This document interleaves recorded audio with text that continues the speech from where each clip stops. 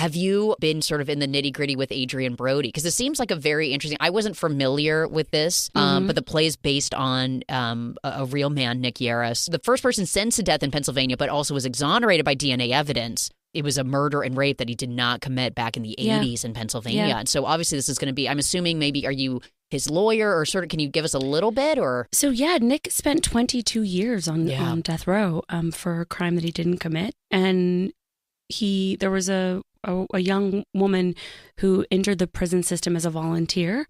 And over the course of the time she spent there, she came to know Nick and many of the men there and understand their stories.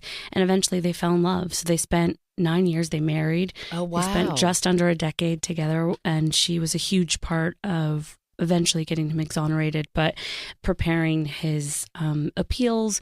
And I won't say too much more because it will spoil the play when people eventually see it. But so it is in part talking about Nick's story, also talking about the frustrating problems inside of the carceral system and our criminal justice system here in this country, and also this beautiful, complicated love story between these two folks. Yeah, that's so interesting because I think a lot of times right away when you hear like, oh, a woman who was visiting a man in prison and they fall in love, you're thinking like, what? And this gives like real depth to that and like shows that it was a real beautiful relationship. Yeah, that it was a gorgeous relationship. And the truth is, I think we all, for folks that are not incarcerated and don't have friends or family, I think there's a lot of inbred biases against folks that are, and there's a lot of misunderstanding there.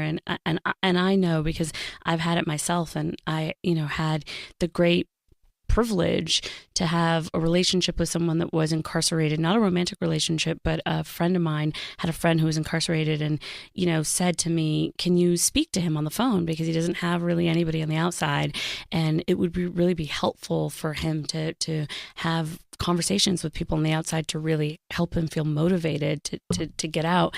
And now he's out. He's doing tremendously well. But there was a period of time where I would speak to him often, and I feel like I had to unpack a lot of inside of my own thinking, and I really thought that I had a real clear vision on it. And I think if it's something that you don't know and understand, and also just all of the things that are, for example, it's prohibitively expensive to even make phone calls inside for friends and family, and so many people lose touch with folks that can't afford to take their calls, and there's so many things that are just really frankly rotten inside of the system. So I'm really excited to do a piece that is speaking about that, and also is just a beautiful, wildly entertaining, gorgeous play, and so excited to do it with Adrien.